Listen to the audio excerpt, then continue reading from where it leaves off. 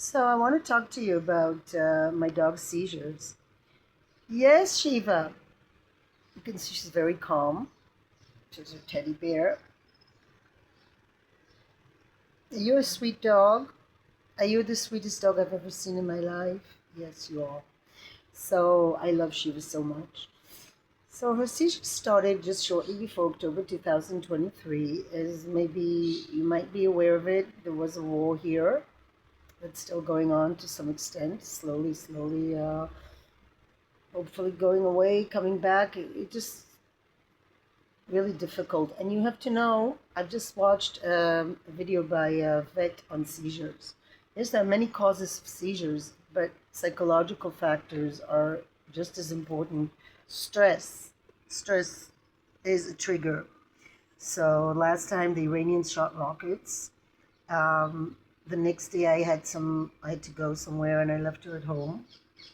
Came back, she was in such a bad condition. I mean, the idea of being left alone also was very stressful after she was not used to being left alone. And also the Iranian attack, going into the bomb shelter several times, it is a stress factor, no doubt. And while when there's the rocket attack, she's fine. We're in the bomb shelter. She's the calmest dog ever. It's afterwards. So when we had these 60 days of constant rocket attacks, she had a few times where she would just have an attack after. It was always after. Only one time there was an attack just during. Normally it was just after. So I would always stay a little bit behind because I knew that she might have a seizure. So emotional factors are important to bring in mind. Dog needs to be in a stress-free environment. Can't always do it because we do live in a war zone, but that's definitely a trigger. Another factor is the heat. We live in a very warm place, although now I see Europe is warmer than the Middle East at the moment. But I have a fan going on. As you can see, I have a fan. I don't like air conditioning because I like open windows. So I always have a fan. She loves the fan, by the way, she sleeps next to it. Um, Heat. So don't take your dog out during warm hours, right? That means after 10. I would say even after 9 and after 5. Now I sometimes take her out during lunchtime quickly. Today I didn't do it because she was really tired. I'm going to take her out uh, at about 4 maybe quickly, short walks. Today we took a bit of longer walks, so I don't know how that's going to affect her. I took a rest because she's a bit bored and she's harassing the cat. Yes, sorry, Shiva, you are. So I took her to the dog park after I hadn't been there for a long time.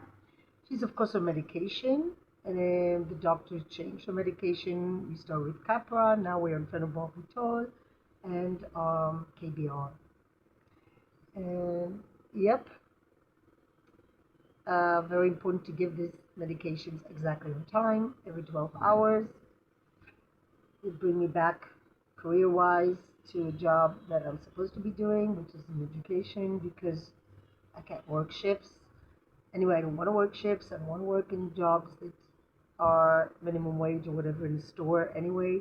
So it works out okay, maybe.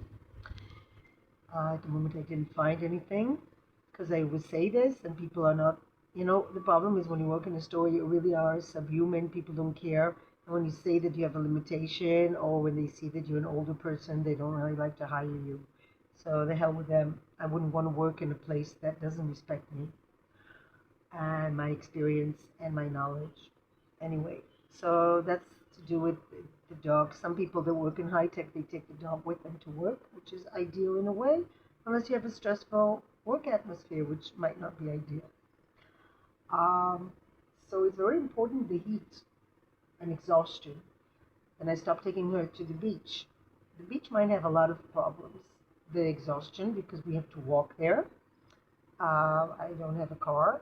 And just walking, even if it's on warm hours, she's really exhausted. She swims, she loves swimming, but it's really tiring. I'm thinking to find Maybe take her on a bus. We'll see. We'll see. So right now, we haven't been going to the beach together, which is sad because she loves swimming. But summer, maybe after the summer, I will try to take her again when it gets less warm.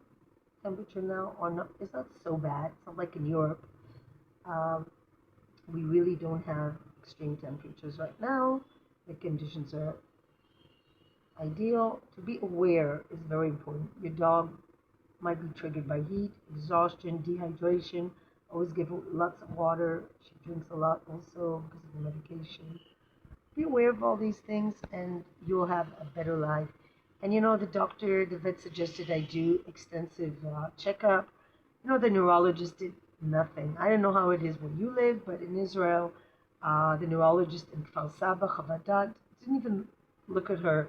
He just gave her more medication. He didn't do a checkup. He didn't suggest anything, although I have insurance that would have covered it. I was a bit angry, but you know what? I do not want to do a MRI, which means sedating the dog. Sedation is dangerous.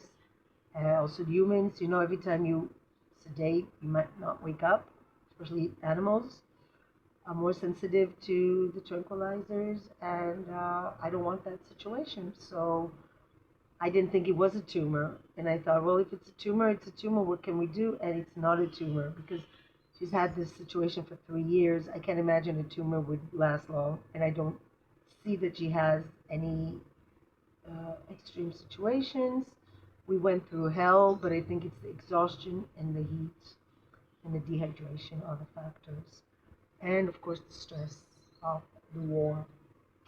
And I see videos on YouTube where they say how Israel is so bad to animals. It's ridiculous. That's the latest one.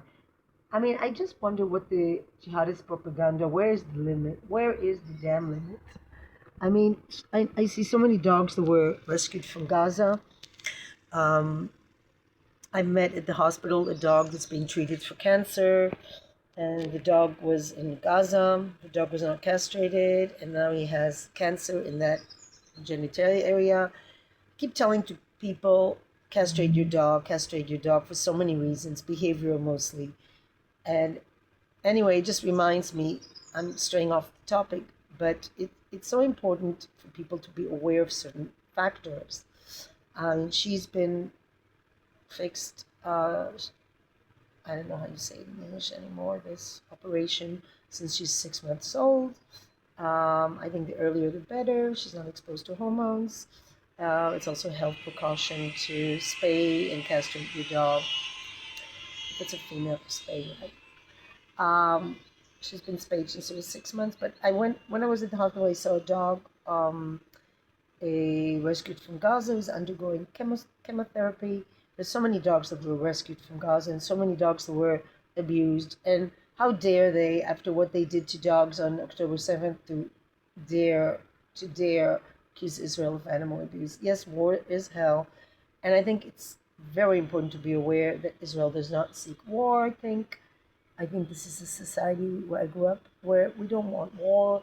We have a lot of animal shelters, Palestinian areas. There's one in Bethlehem, that's it. And there are animal activists you can count on the fingers. There are about less, I know one or two. There are very few animal activists.